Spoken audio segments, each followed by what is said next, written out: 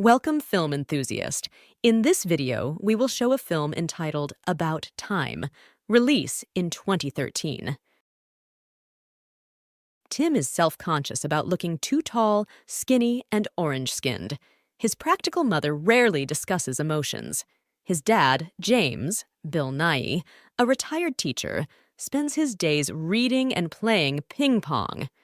The family shares joyful times at the beach and their Cornwall, England home, creating fond memories for Tim. Tim's story introduces us to his special uncle Desmond, who may have memory issues, and his spirited sister Kit Kat. They enjoy a strong, joyful connection, spending sunny beach days and treasured moments at home. Their adventures together are full of laughter and family affection. This story beautifully shows their family's experiences, blending happy times with life's ups and downs in a heartwarming way. On New Year's Eve, Tim attends a party hosted by his parents, albeit with little enthusiasm. While with his friend Jay, chaos ensues when drinks spill over the table and onto the guests. Meanwhile, Kit Kat is dating Jimmy Kincaid, and a blonde-haired woman shows interest in Tim.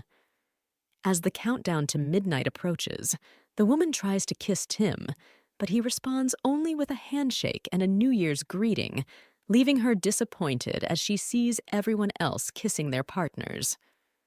The following day, Tim has a meeting with his dad, James, in their home office. James shares a major family secret with Tim, the same one his dad told him at 21. Their male family members can travel through time. Tim can't believe it and doubts it at first, but he's eager to find out more about this unique skill and its rules in their family. James instructs that one must go to a dark place, close their eyes, clench their fists tightly, and choose the exact moment they wish to travel to, which will take them to the desired destination. However, this time travel has its limitations. It only allows visits to moments in one's own life and does not enable altering major historical events like erasing Hitler or having a relationship with Helen of Troy. Following James's instructions, Tim enters his bedroom closet. Inside, he is suddenly startled to hear Mr. Britsta by the Keers playing loudly, and finds himself wearing the same clothes he wore at the New Year's Eve party. Carefully avoiding bumping into the table, and as the countdown to midnight begins, Tim approaches the blonde woman and passionately kisses her, creating a profoundly satisfying moment for himself. Tim returns to the present to express his amazement to his father. His father asks what he plans to do with this ability, and Tim replies that he is eager to use it to find love.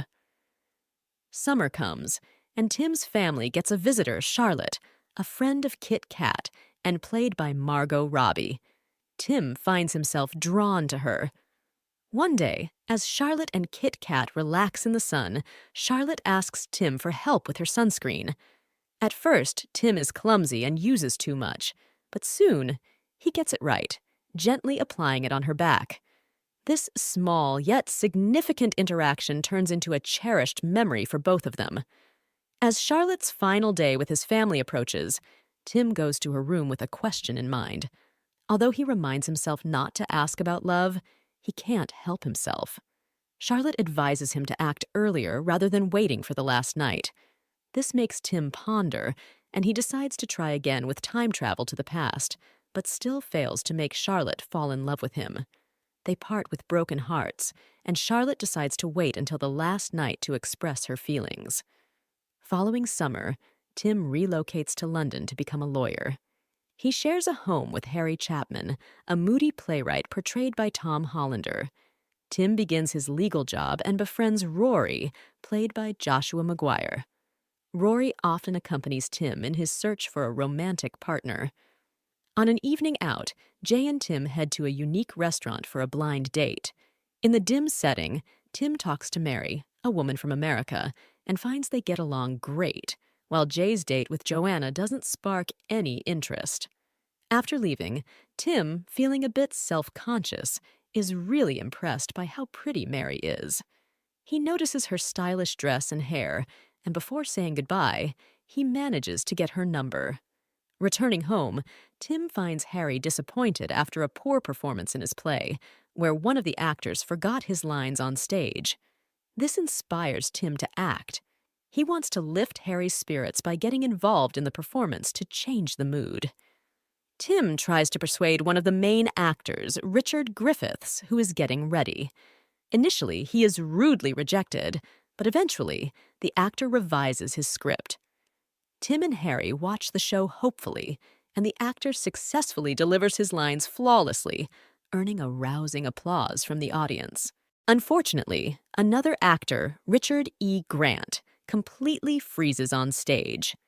Tim travels back in time and backstage to provide a cue card so the actor can see it, enabling him to recite his dialogue properly and receive applause. After the show, Tim attempts to contact Mary, but her phone number is no longer active. He goes to the restaurant where they met, but the host says Mary and Joanna have already left and cannot provide further information due to cash payment.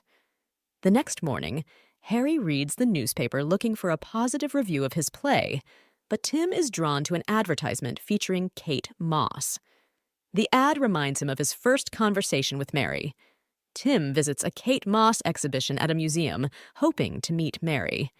Days pass without success until Kit Kat comes to help him. Eventually, Mary passes by, and Tim tries to talk to her.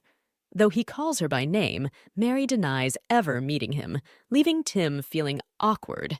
Kit Kat encourages him to go back, and that's when Joanna appears. Tim tries to convince Mary that he is not a weirdo or has any strange tendencies as they plan to have lunch together. However, during the meeting, they find out that Mary has a boyfriend named Rupert. As the conversation unfolds, Tim tries to find out how the two met, which turns out to have been at Joanna's party the week before. Joanna provides the full address of the party, tempting Tim to return to the men's toilet and use the time machine. Tim arrives just in time at Joanna's party and meets Mary, who is sitting alone near a window. Initially, their conversation is somewhat awkward, but Tim successfully convinces Mary to go out to dinner with him, avoiding her meeting with Rupert. They talk about Mary's job in book publishing and Kate Moss. After dinner, Tim escorts Mary home, and they kiss for the first time. Tim invites Mary in, although their first intimate encounter does not go smoothly. He tries again with more success, ultimately leaving both of them satisfied. Tim and Mary have been dating for several months, often meeting at train stations while listening to street musicians play romantic songs.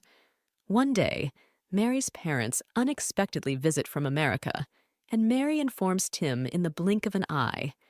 She warns Tim that her parents are very conservative and do not wish to discuss their intimate relationship.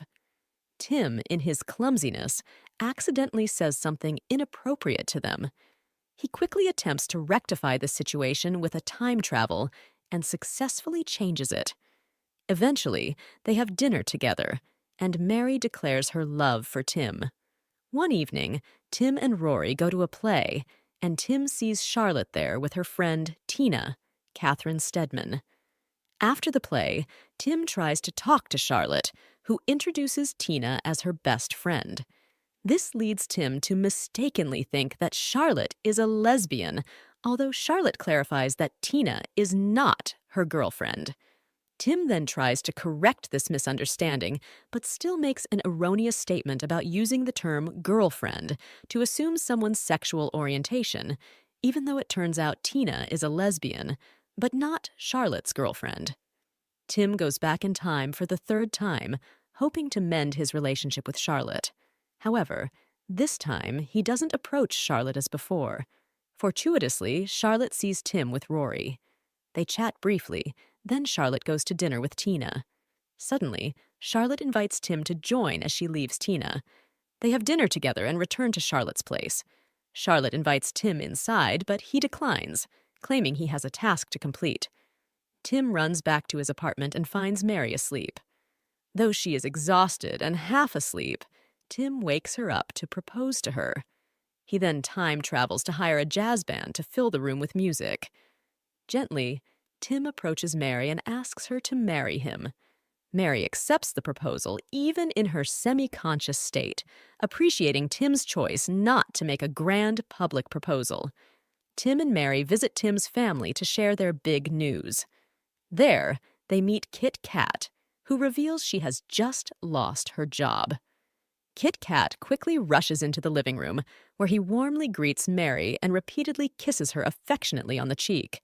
During dinner, Tim announces his plan to marry Mary to his family. They plan to get married soon as they are also expecting a baby. This news delights the family. Tim and Mary begin planning details of their wedding, including the songs to be played, Tim's best man choice, and their honeymoon destination. All these become the enthusiastic topics of conversation that night. On their wedding day, despite heavy rain, the atmosphere remains exhilarating for the couple. During the reception, Rory, the best man, delivers an awkward speech and proposes time travel to choose his best man, triggering a rude comment from Harry. Consequently, Tim turns to Jay, who also makes an inappropriate remark. Eventually, Tim selects his father as the final best man after a half-hearted speech from James. James himself then time travels to deliver a better speech, expressing his love for three men: Uncle Desmond, B.B. King, and Tim. Mary and Tim, now parents to their daughter Posy, move into their own home despite financial constraints, but find happiness in their new life. On Posy's first birthday, Tim's family gathers to celebrate, but they notice the absence of his sister, Kit Kat. Unexpectedly, Jimmy Kincaid arrives, leading to the revelation that Kit Kat, after a fallout with Jimmy and under the influence of alcohol, was involved in a car accident. Worried, Tim and Mary rush to the hospital, only to realize the severity of the situation. Responding to this crisis, Tim uses his unique time-traveling ability, taking Kit Kat back to their home before she can make the crucial decision to drive. He then asks her about her tumultuous relationship with Jimmy during a walk on the beach, eventually revealing the secret of his time travel ability. To further help her, he takes Kit Kat back to the New Year's Eve party where she first met Jimmy. This time traveling allows Kit Kat to witness Jimmy's true character as he flirts with another girl. Realizing Jimmy's true nature, a determined Kit Kat confronts him, culminating in her punching him, a moment of enlightenment and empowerment. Tim brings Kit Kat back to the present with her memories altered, so she tells Tim she is now with Jay. Tim is pleased to see Kit Kat happier with Jay, and he returns home. As he goes to play with Posy, he is shocked to find his daughter is now a boy. Tim Time travels back to the day of the child's birth to meet his father. James informs his son that because the child was born amidst Tim's time travels with Kit Kat, he altered the timeline, resulting in a son. Tim realizes he must cancel Kit Kat's new timeline for Posy to be born. Kit Kat still experiences the car accident, but Tim and Mary stay by her bedside until she vows to break up with Jimmy and keep her job. Before he leaves, Tim tells Kit Kat that Jay has always liked her, and she should talk to him. Indeed, Posy is still there, and Tim is playing with his daughter. He tells Mary that he wants another child, although Mary is reluctant to go through the process again. Nevertheless, they have another baby, this time a boy named Jeff. One evening, Tim and Mary go out for dinner with Mary's publisher. She changes her outfit multiple times as she is dissatisfied with her appearance, despite Tim reassuring her that she looks beautiful in everything. Mary eventually returns to the first dress she tried on. She asks Tim where Posy is, and he tells her that he left her downstairs. Unfortunately, he left her with the publisher's manuscript, which Posy colors with crayons and inserts into the paper shredder.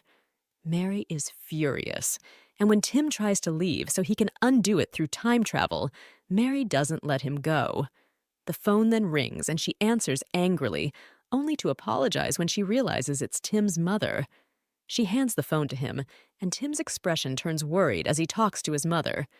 Tim and Mary go with Kit Kat back to the family home in Cornwall. Kit Kat rushes in crying while Tim asks his mother how things are. She responds, "I am not at all interested in life without your father." Uncle Desmond informs Tim that James is suffering from lung cancer. He adds that on Tim's wedding day, when James told Desmond that he loved him, it was the happiest day of his life. And now, knowing this news makes it the worst day. Tim meets with his father and learns that he only has a few weeks left. He admits that he frequently time-traveled to give himself more time to spend with his family and to read numerous books. He then tells Tim he has another secret to share with him. Tim recounts that his father gave him a two-part plan to enjoy life. The first part is to live each day normally. We see Tim going to work, witnessing Rory getting reprimanded by their boss, having lunch, and going to the courtroom with Rory, which turns out to be successful, living through the day with the pressures he faces. The second part is to go back in time and relive that day while accepting it as it is. He remembers the day with a more cheerful feeling, even letting Rory enjoy it. The day of James's funeral arrives. As everyone gets ready, Tim time travels to a moment with his father, telling him that he will be arriving from the funeral. He sits with James to listen to him read a passage from a Charles Dickens novel. Mary shares with Tim her desire to have a third child, whimsically referred to as an insurance baby. Her reasoning is unique. If one of their children turns out to be very smart and the other does not, having a third child will ensure there are two siblings, rather than one feeling isolated. Tim, understanding the implications, agrees to the idea, but realizes that this decision signifies the need to fully move on from his father's death. During Mary's 9 months of pregnancy, Tim finds solace in time traveling to spend moments with his father every day. As Mary's due date approaches, Tim realizes the time has come for his last visit. In their final poignant meeting, they play table tennis. As Tim offers a kiss as a farewell gift, his father senses the underlying finality. They share a heartfelt moment before embarking on their last journey together, choosing a precious day from Tim's childhood to spend at the beach, symbolizing a gentle goodbye. Tim and Mary's third child, a girl named Jo, is born. Kit Kat and Jay have also married and have their own child. By this time, Tim has decided that he can now live his life without time travel, as it is perfect as it is. He kisses Mary as she lies in bed while he goes to drop off his children, who are now a bit older, at school. The film concludes with a brief montage showing most of the other characters, Rory, Harry, Tim's mother, Kit Kat, Joanna, etc., enjoying their lives day by day. Thank you for watching our videos. Don't forget to comment, like, and subscribe.